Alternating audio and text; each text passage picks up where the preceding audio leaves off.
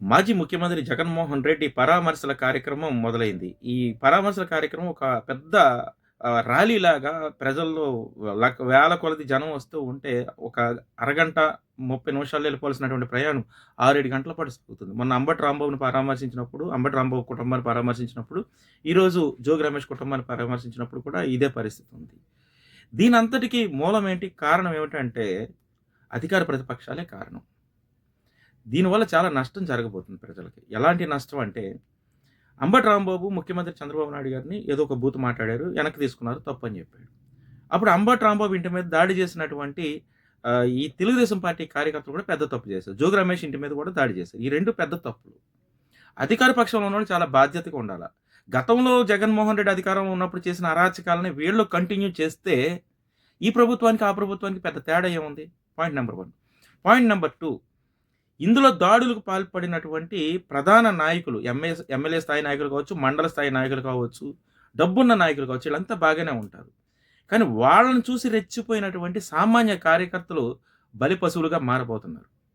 భవిష్యత్తులో వీళ్ళ కుటుంబ జీవనం చాలా చిత్రం కాబోతుంది. ఈ విషయాన్ని సామాన్య కార్యకర్తలు గుర్తుంచుకోవాలి. 2 పార్టీలో ఉన్నవాళ్ళు కూడా. ఫర్ ఎగ్జాంపుల్, పల్నాడు ప్రాంతంలో జగన్మోహన్ రెడ్డి అధికారంలో ఉన్నప్పుడు 700 కుటుంబాలు ఊర్లను వదిలి పారిపోయాయి. ఇప్పుడు తెలుగుదేశం పార్టీ అధికారంలోకి వచ్చిన తర్వాత 200 కుటుంబాలు ఇళ్ళు వదిలి, ఊర్లు వదిలి పారిపోయి బతుకుతూ ఉన్నాయి. వీళ్ళంతా సామాన్యమైనటువంటి కార్యకర్తలు. 2 పార్టీలో ఉన్నటువంటి సామాన్య కార్యకర్తలకు ఈ దుస్థితి తప్పదు. ఈ అధికార ప్రతిపక్ష నేతలు, అటు జగన్మోహన్ రెడ్డి, ఇటు చంద్రబాబు నాయుడు అనుకో, ఈ టీంలు చేస్తున్నటువంటి అరాచకాల వల్ల సామాన్య కార్యకర్తలు ఇబ్బంది పడతారు. ఈ విషయం తెలుసుకోవలసింది నాయకులో, అధినాయకులో కాదు. వాళ్ళ రాజకీయ వ్యూహం కోసం, వాళ్ళ రాజకీయ ఆధిపత్యం కోసం వాళ్ళు చేస్తున్నటువంటి వ్యూహాల్లో, వాళ్ళు చేస్తున్నటువంటి ఇలాంటి ప్లాన్‌లో బలైపోయేది సామాన్య కార్యకర్తలే.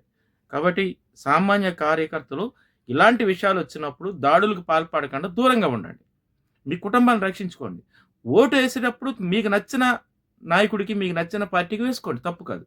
కానీ రెచ్చిపోయి అధినాయకుడి దగ్గర, ఎమ్మెల్యే దగ్గర, మండల స్థాయి నాయకుడి దగ్గర మార్కులు తెచ్చుకోవడానికి మాత్రం ఏదైనా మీరు దాడులు చేస్తే, మళ్ళీ ప్రభుత్వం మారిన తర్వాత ఆ ప్రభుత్వం ఫస్ట్ కక్ష సాధింపు చర్య చేసేది సామాన్యుల మీదే.